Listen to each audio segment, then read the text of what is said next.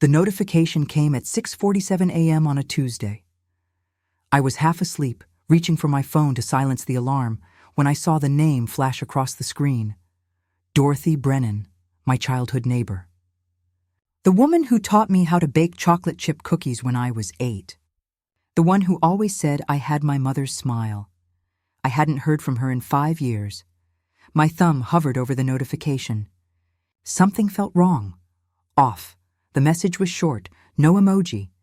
No small talk. Emma, I don't know how to say this. I'm so deeply sorry. We had no idea. Sending you love and prayers during this impossible time. My stomach twisted. Prayers? For what? I sat up in bed, fully awake now, heart pounding against my ribs. Then I saw the attachment. A video file. 1 minute and 12 seconds. I pressed play. The first sound was organ music. Deep, somber. The kind that makes your chest feel heavy. Then the image came into focus. St. Catherine's Church. The stone building on Riverside Drive where my family went every Easter. Where I sang in the youth choir. Where my grandmother's funeral was held. The camera was shaky, like someone was filming discreetly from the back row. It panned slowly across rows of people dressed in black. Crying, hugging, holding tissues. Then it zoomed in on the front of the church.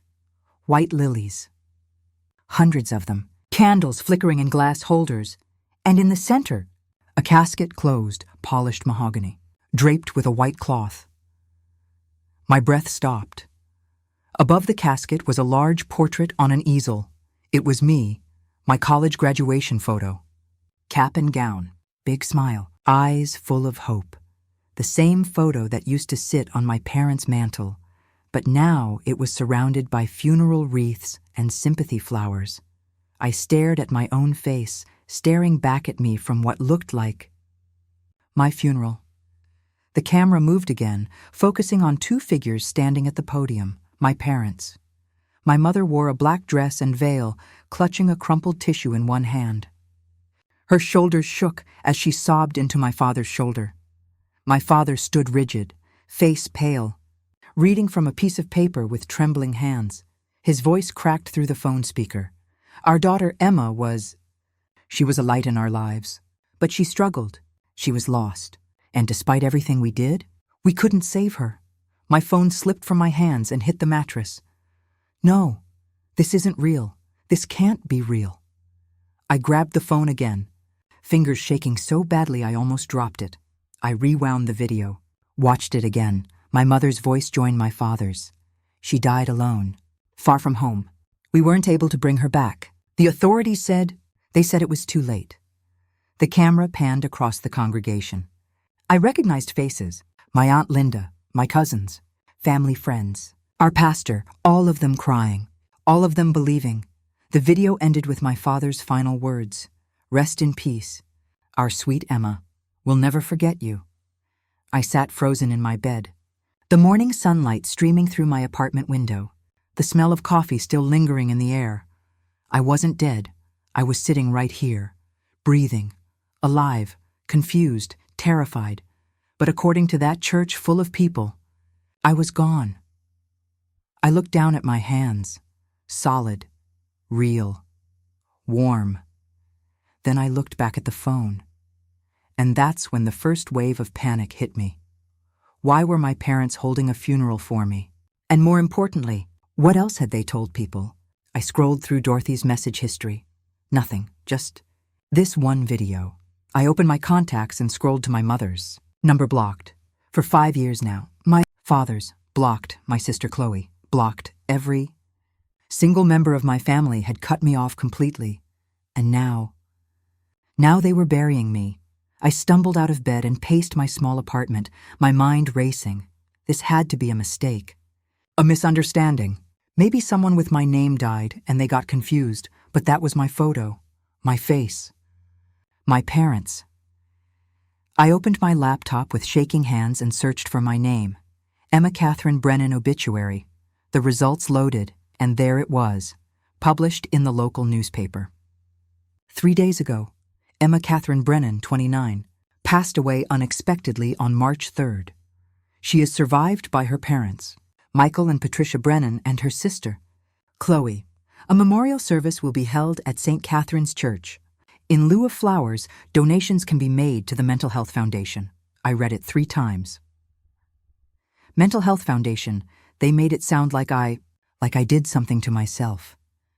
My hands curled into fists. I scrolled further down the search results. There were condolence posts on social media. People I went to high school with, old coworkers, distant relatives. So sad to hear about Emma, gone too soon, sending prayers to the family. Everyone believed it. Everyone thought I was dead. But I wasn't. I was very, very alive. And suddenly, I needed to know exactly what my family had done. Let me take you back to where this all started. 5 years ago. The day I stopped being their daughter, it began with an accusation. My family owned a successful accounting firm, Brennan and Associates. My grandfather started it in the 70s. By the time my father took over, it was handling millions of dollars for corporate clients. I worked there after college. Junior accountant. I was good at my job, careful, detail-oriented, but my sister Chloe? She was the golden child, charismatic, beautiful, could charm anyone into anything. She was also reckless. One Thursday in October, my father called an emergency meeting. Just family, me, Chloe, my parents. I walked into the conference room thinking it was about a new client. Instead, my father slid a folder across the table toward me. Explain this. I opened it. Bank statements. Transfer logs. Account withdrawals. Over $90,000 missing from client trust accounts, and every transaction was linked to my login credentials. My heart stopped. Dad. I didn't do this. His face was stone. Your username. Your password. Your digital signature. Someone must have accessed my account. I would never. Enough. My mother's voice was ice. We've reviewed the logs. It's all there. You've been stealing from our clients for months. I didn't. I swear. Chloe sat across from me, silent. Her face carefully neutral. But I saw it, just for a second, a flicker of something in her eyes. Something cold, calculated, and I knew. She did this. She framed me. But before I could say anything, my father stood. You're fired. Effective immediately. And if I ever see you near this office again, I'll have you arrested. Dad, please. Just listen. You're no longer part of this family. My mother didn't even look at me. Get out. I looked at Chloe. She met my eyes and smiled. Just a little. Just enough for me to know she'd won. I left that office with nothing. No job, no family, no explanation to anyone. Within a week, my phone number was blocked. My email was deactivated. My apartment lease was in my parents' name, so I had to move. I tried reaching out to extended family, aunts, uncles, cousins. No one responded. They'd all been told something. Something that made them turn their backs on me. I didn't know what they'd been told. But I knew it was bad enough that no one wanted to hear my side. So I did what I had to do. I left. I moved across the country, Seattle, as far from them as I could. I took a job as a barista, then a receptionist, then a bookkeeper for a small nonprofit. I kept my head down, changed my number, deleted my social media. I became invisible, and I told myself I was better off without them. But deep down, I never stopped hoping that one day someone would call. Someone would ask if I was okay. Someone would realize they'd made a mistake. That day never came. Instead, they held my funeral. After seeing the video, I couldn't just sit there. I had to know what they told people, what story they created. I opened a new browser in incognito mode and searched for news articles about my supposed death. Nothing came up, just the obituary. Then I checked public records databases. Death certificates are public in most states. I searched my name, and there it was, Emma Catherine Brennan, date of death, March 3rd. Cause, accidental overdose. Location, Seattle. I stared at the screen, hands trembling. Accidental overdose. They made it look like I died from drugs. I've never touched anything stronger than ibuprofen in my life. But that's what they filed. That's what they told everyone. I kept digging. I found the funeral home's website. They had a guest book page for my memorial service. Dozens of comments. Such a tragedy. Emma was so young. I remember her from church. So sweet. So sad she struggled. Praying for the family during this difficult time. Everyone believed it. And then I found something else. A comment from my Aunt Linda. Patricia and Michael, you did everything you could. No parent should have to bury their child. Emma's at peace now. I felt sick. They weren't just lying. They were playing the role of grieving parents, and everyone was buying it. I grabbed my phone and did something I hadn't done in 5 years. I called my cousin Tyler. We used to be close. Best friends as kids. He was the only one who ever questioned things. The phone rang. Once, twice. Then he answered. Hello? Tyler, it's Emma. Silence. Emma? Yes, it's really me. That's not funny. Whoever this is, it's me, I swear. Remember when we were 12 and you broke your mom's china cabinet and I helped you hide the pieces in the garage? Another long pause. Oh my God. Yeah, Emma. They said you died. They said you overdosed in Seattle. I know, but I'm alive. I didn't die. And I need to know what they told everyone. He exhaled shakily. They said you'd been struggling with addiction for years. That you cut them off. That they tried to get you help, but you refused. My jaw clenched. That's a lie. I believe you. But Emma, they filed a death certificate. There was a funeral.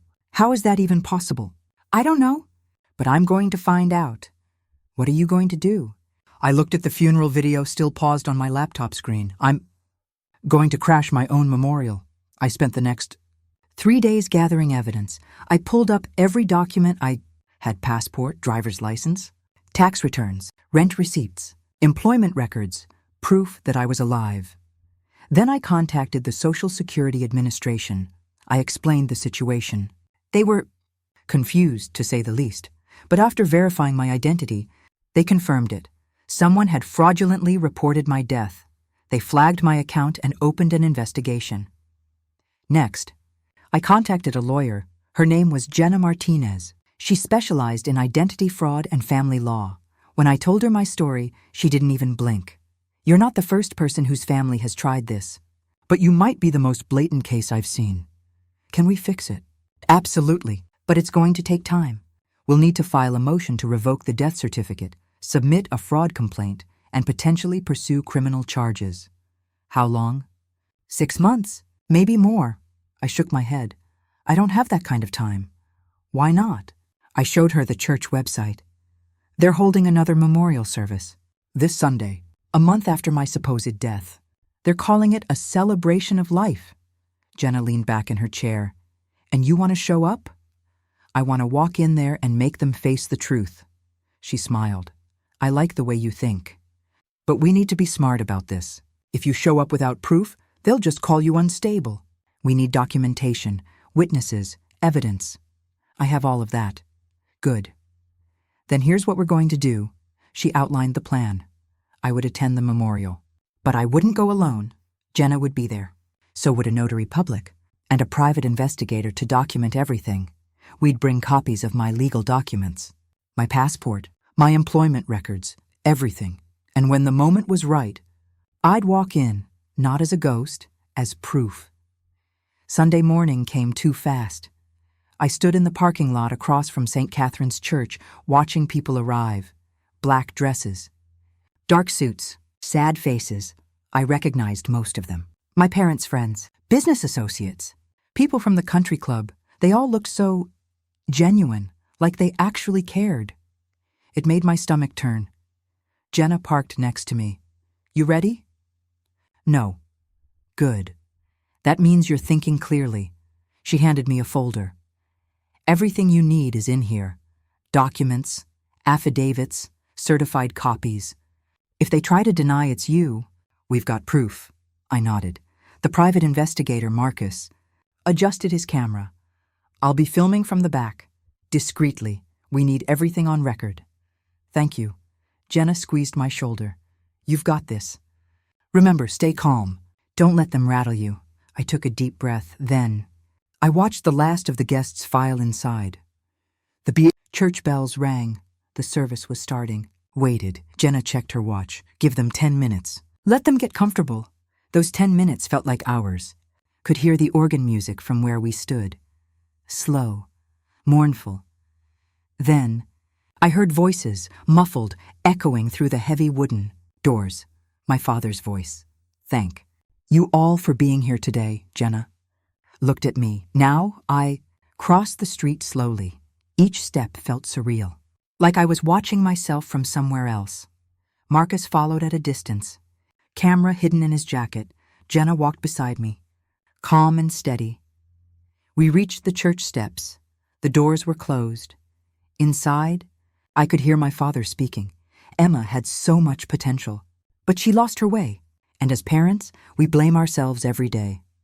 Pushed the doors open. They creaked, loud, deliberate. Every head turned. The organ music stopped mid-note. Gasps rippled through the room like a wave. I stepped inside, heels clicking on marble, every eye in the building.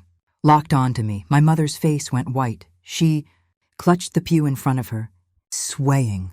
My father froze at the podium, mouth open, no sound coming out. And Chloe stood near the front, dressed in black. Pearls around her neck. Her face went from shock to rage in half a second. I walked down the aisle, slowly. No one moved. No one spoke. The only sound was my footsteps. Reached the front and stopped directly in front of my portrait, the one surrounded by flowers and candles. I looked at it. Then I looked at the congregation and I spoke. I heard I died. But as you can see, I'm very much alive. Chaos erupted, people shouting. Phones coming out, someone screamed. My mother collapsed into her seat, hyperventilating. My father gripped the podium like it was the only thing holding him up. Chloe stepped forward, face twisted. What the hell are you doing here? I turned to her calmly. I came to my own funeral. Thought I should make an appearance. You can't be here. Why not? I'm the guest of honor. My father found his voice. Emma, sweetheart. We thought you were dead? Yeah, I got that. Saw the obituary. Nice touch with the mental health struggles. Really painted a picture. Murmurs spread through the crowd. Someone shouted, "Is this real?" I pulled out the folder Jenna gave me. This is my passport, issued 2 months ago. Here's my current driver's license, my tax return from last year, my lease agreement, all proving I've been alive this entire time. I held them up. There was no overdose, no death, just a lie. My mother started crying, loud, theatrical sobs. We thought we lost you. No, you didn't. The room went silent. I turned to face her directly. You knew exactly where I was. Because you're the ones who pushed me away. My father stepped down from the podium, hands raised like he was calming a wild animal. Emma, please. You're confused.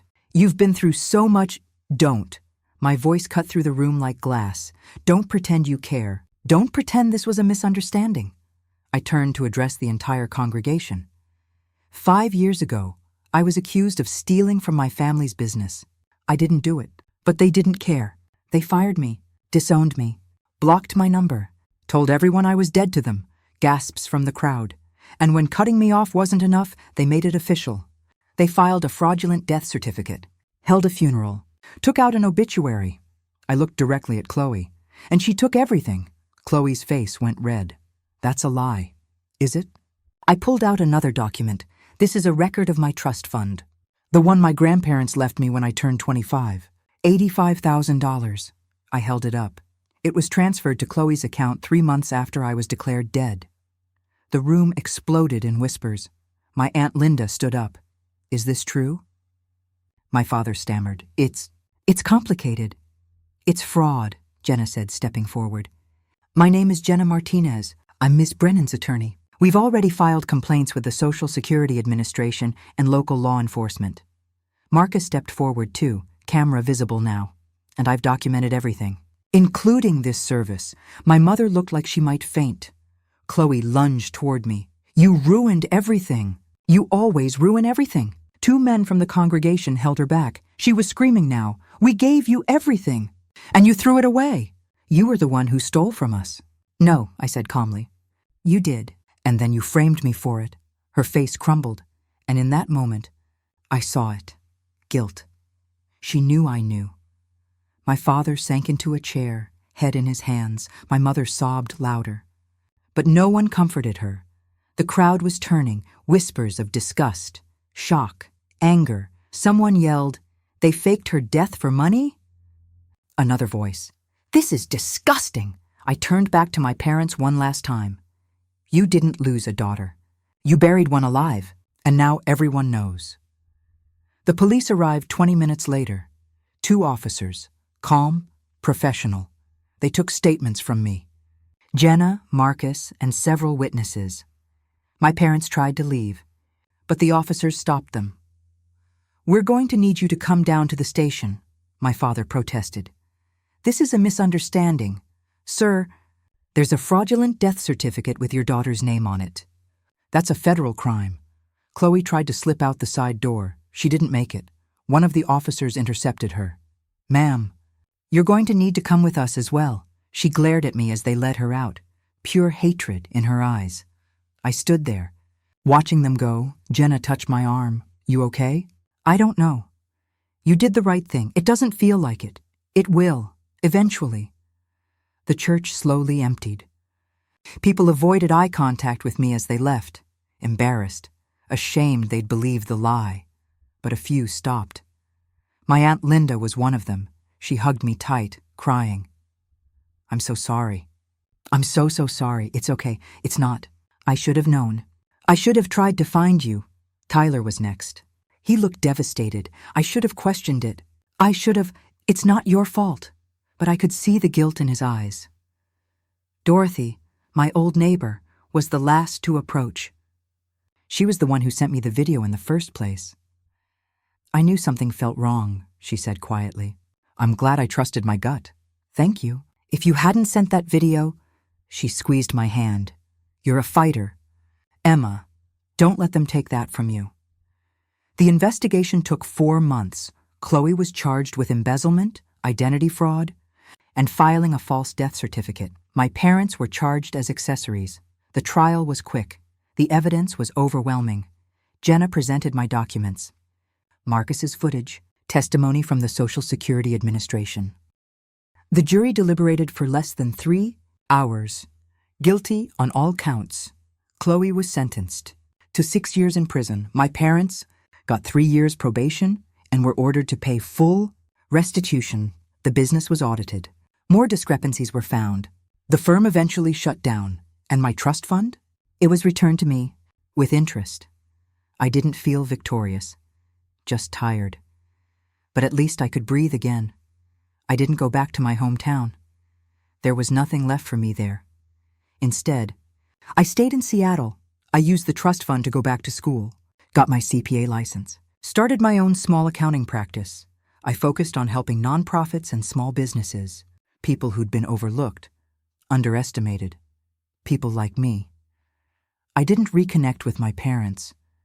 Some bridges aren't meant to be rebuilt, but I did stay in touch with Tyler and Aunt Linda and Dorothy.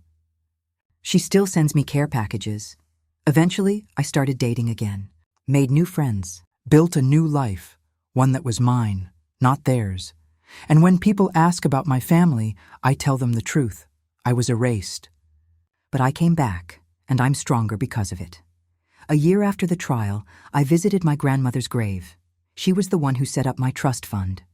The one who always believed in me. I told her everything about the betrayal, the funeral, the fight to get my life back, and I thanked her, because even when everyone else abandoned me, she left me something that couldn't be taken away. My voice, my worth, my proof that I existed. Sometimes, the people who are supposed to protect you are the ones who hurt you most, and sometimes, the only way to survive is to walk away. But if they try to erase you, walk back in, remind them you're not a memory, you're a person, you're alive, and you're done being silent. Because the truth doesn't stay buried forever, and neither do you.